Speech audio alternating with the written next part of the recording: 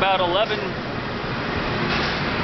11:30 on the, what is it today? It's Thursday, 22nd, 23rd, 24th, 25th of January. You can tell I'm always up to date. Hey Mitch. Hey Greg, how are you? Sunny, Cecil. Greg?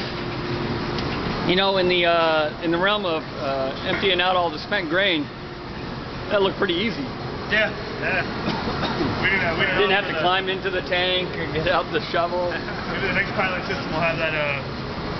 Yeah, the automatic dumper, the automatic dumper. The true lazy man's way of doing it. Hey, well, you know, that's something to shoot for.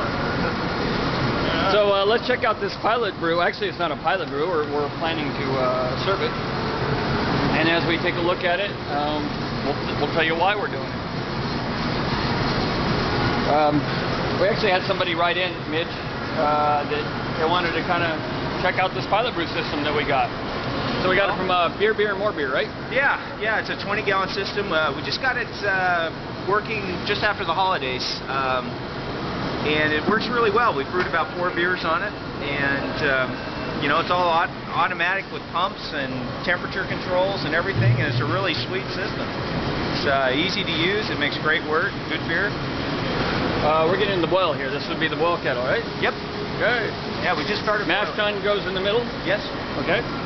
And that's a hot liquor tank. The hot liquor. Okay, so that's simply for heating the water for the system. So we could provide. We didn't really need this, did we? Or you wanted it to make it a self-contained system? Yes. And, you know, we can adjust the water temperature with this. Right. And we easier also than doing it on our big system.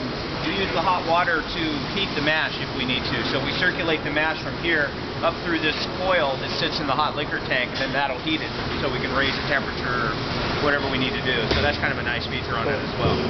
I think yeah, that's right. They call this the B3 Brewing Sculpture. Look, they even put our name on. Isn't that nice? Isn't that nice? All the nice touches there. That's a bell and whistle right there. Okay, and so we're doing a special beer today called Pell, right? Pell, as in P-E-L-L, or Casey's. There you go. Casey's Get Well Pell. You might not be able to focus in on this, but it's for a brewer in New Mexico by the name of Casey Gwynn, who suffered a stroke a few weeks ago and is in recovery right now. I guess he's really having to relearn everything. Yeah. From maybe even swallowing and such. And he's a brewer. What's the name of the brewery? It's Three Rivers Brewing Company and Eatery, I think it is, in New Mexico. And as it turns out, we don't know Casey personally, but we heard about this stroke that he had and what was going on, and of course it was unexpected and such. And so the call went out amongst the brewing community. Hey, this guy needs some help and he needs some of our support. And if anybody wants to brew a recipe, we'd like to, we being the brewery there in Three Rivers, we'd like to give you the recipe and ask you to brew it, maybe as a fundraising beer. And of course, we thought, perfect exactly. Opportunity. Yeah. I emailed Mitch and Steve and I said, hey, what do you guys think about this? Can we do this? And of course they responded with, absolutely. This just so happens to be then the very first ever beer that we brewed at Stone, and now 10.5 years, that isn't our own recipe. The closest thing before this came the joint thing that our own Lee Chase did with Tommy Arthur and Peter Zinn of both Port Brewing and AleSmith when we did the symposium beer for the Craft Brewers Conference a couple of years ago when it was in San Diego.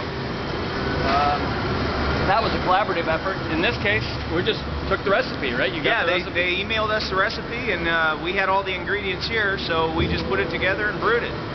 Using some of our favorite hops, Amarillo, Glacier. We're using Centennial. Their original recipe used Cascade, which we don't have any, so we use Centennial instead. So I hope forgiveness is going to be given to our favor for not using Cascade. We actually are a Cascade-free brewery, have been for our entire life.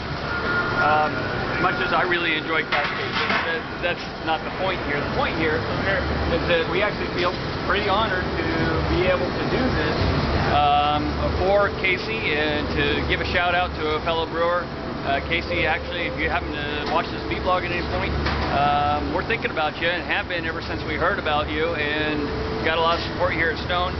The plan is to serve this on tap at the restaurant, right through back over there. And when we do, you're doing 2 full batches? How much volume? About 2 kegs worth? We'll get 2 kegs worth out of this. So we'll do 1 batch today. We'll probably do another one next week. We'll get a keg out of each batch. That's what we anticipate. And then it was my idea to put it on sale in the restaurant, 100% to go for his Get Well Fund. And it's going to be, I think I'm going to price it at $10 a pint. And personally, I know I'm going to buy several pints, and I'm going to feel honored to be able to pay that money for this beer, knowing where it's going and knowing that there's somebody in some real need and somebody we're thinking about. So how does that sound? That sounds great. We hope Casey's getting better, and we'll do what we can to help him out. So if you come, please come, open your wallet, pay $10 for a pint of beer once in your life, and know that it's going to a good thing. 2 kegs of beer. That's typically about 124 pints. That's what you should get out of it, no foam. So we'll maybe get 120 pints out of 2 kegs of beer, times 2, 240 times 10. That's $2,400 that'll go, and I know it'll be well received. So we'll let you know when the beer is going to go on tap, and I'll ask you to come out and share a pint with us for a worthy cause. Thanks, Mitch. Awesome. Thanks, Greg. Cheers.